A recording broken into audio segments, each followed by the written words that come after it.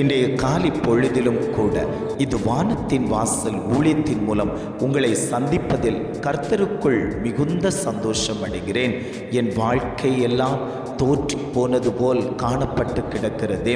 என் வாழ்க்கையில் எப்பொழுது ஒரு உயர்வு வரும், எப்பொழுது ஒரு மேன்மை வரும், ஒரு கீர்த்தி உண்டாகும், எப்பொழுது ஒரு புகழ்ச்சி உண்டாகும்.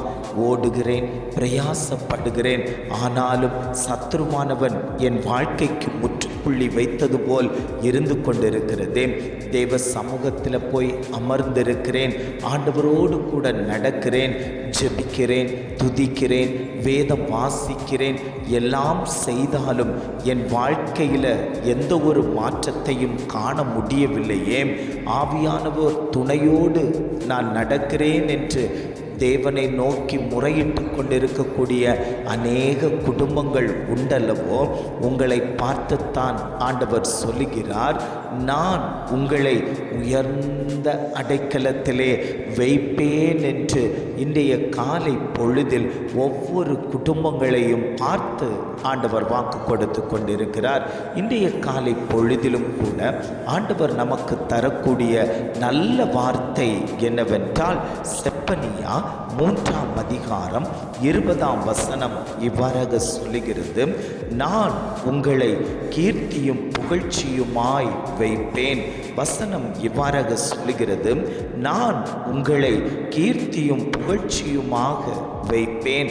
ஆண்டவர் குடும்பங்களை பார்த்து சொல்லுகிறார், நான் உங்களை கீர்த்தியும் புகழ்ச்சியுமாய் மேன்மையாய் உயர்ந்த அடைக்கலத்திலே நான் வைப்பேன் என்று இன்றைய காலை பொழுதில் ஒவ்வொரு குடும்பங்களையும் பார்த்து ஆண்டவர் வாக்கு கொடுத்து கொண்டிருக்கிறார்.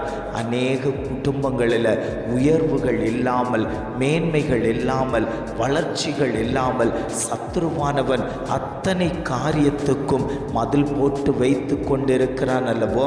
இந்த மதிலை தாண்டி நீ போகக்கூடாது, இந்த மதிலை தாண்டி நீ வளரக்கூடாது, என் கரத்துக்குள்ளாடிதான் நீ இருக்க வேண்டும் என்று அநேக ஜனங்களை அடக்கி ஆண்டு கொண்டிருக்கக்கூடிய சத்துருக்களிடம் இருந்து ஆண்டவர் விடுதலை பண்ணி நான் உங்களை உயர்த்துவேன் என்று ஆவியானவர் வாக்கு கொடுத்து கொண்டிருக்கிறார். அந்த தெய்வம் சொல்லுகிறார், இஸ்ரவேல் ஜனங்கள் பார்வோனுடைய பிடிக்குள் பல வருடங்களாய் அகப்பட்டு இருந்தார்கள்.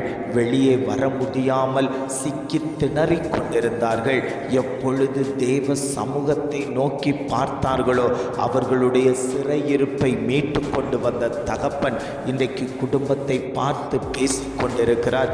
யாரெல்லாம் தேவ சமூகத்தில் கேட்டு கொண்டிருக்கிறீர்களோ, ஜெபித்து கொண்டிருக்கிறீர்களோ, விண்ணப்பமாய் தேவ சமூகத்தில் ஊற்றி கொண்டிருக்கிறீர்களோ, உங்கள் குடும்பத்தில் இருக்கக்கூடிய சிறையிருப்புகள் மாற்றப்பட போகிறது. பிள்ளைகளை குறித்தான சிறையிருப்பு மாற்றப்பட போகிறது. குடும்ப பொருளாதாரத்தை தடை பண்ணி வைத்திருக்கக்கூடிய சிறையிருப்பு மாற்றப்பட போகிறது.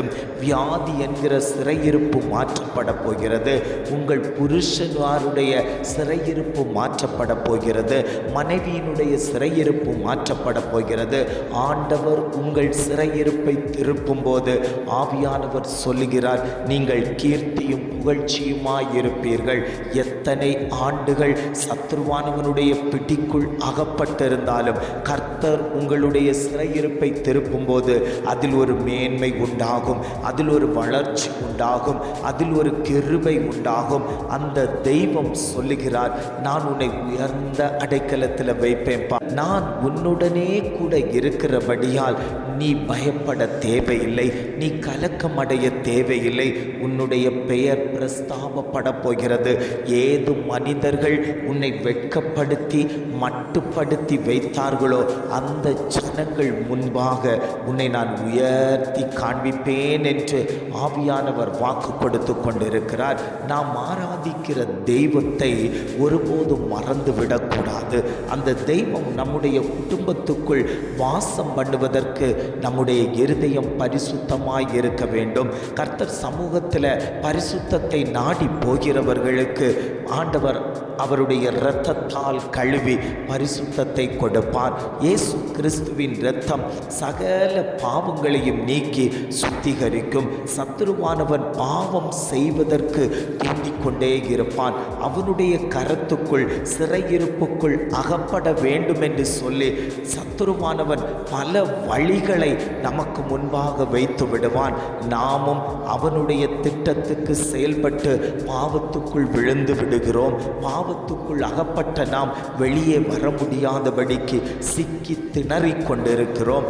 ஆண்டவர் சொல்லுகிறார், சத்துருவானவன் உன்னை பாவத்துக்குள் அடிமைப்படுத்தி வைத்தாலும் நான் உன்னை மீட்டு எடுப்பேன். நீ என் இரத்தத்தால் கழுவப்பட்ட என்னுடைய ஜனம். நான் உன்னை விருதாவாய் விடுவது இல்லை. நான் உன்னை மீட்டெடுத்து உன்னை கீர்த்தியும் புகழ்ச்சியுமாய் நான் வைப்பேன் என்று ஆவியானவர் இன்றைய காலை பொழுதில் ஒவ்வொரு குடும்பங்களையும் பார்த்து ஆண்டவர் வாக்கு கொடுத்து கொண்டிருக்கிறார். எத்தனை பேர் தைரியமாய் சொல்ல முடியும், என் வாழ்க்கையில் அநேக தோற்று போன அனுபவங்களை நான் பார்த்ததுண்டு. ஆனால் நான் எப்பொழுது தேவ சமூகத்தில் அமர்ந்து கொடுத்து ஆண்டவர் தான் என்னுடைய தெய்வம் என்று அவரை நான் இறுக பிடித்து கொண்டேனோ அப்பொழுதே இருந்தே என்னுடைய சிறையிருப்புகள் மாற்றப்பட்டது என்று எத்தனை பேர் சொல்ல முடியும்? அந்த தெய்வத்தை நோக்கி, ஆண்டவரே, என் பிள்ளையின் சிறையிருப்பை நீர் மாற்றி தந்ததற்காய் ஸ்தோத்திரம்.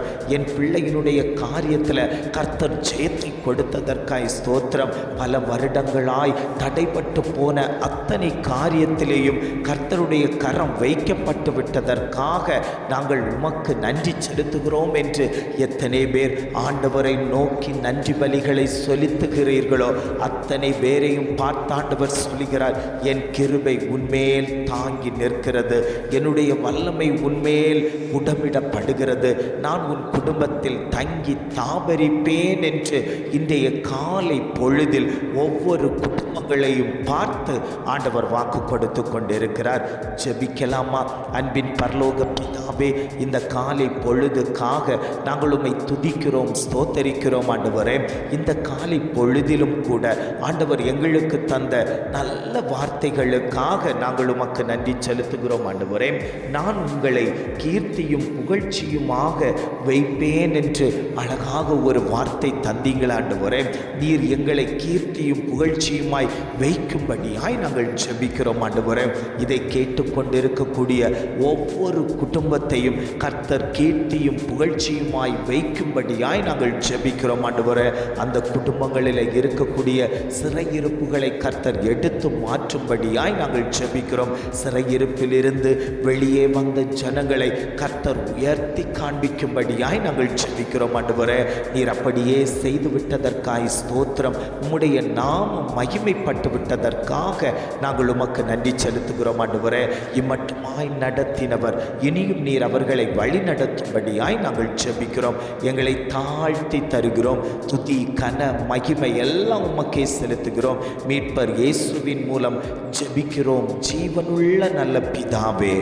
ஆமென், ஆமென்.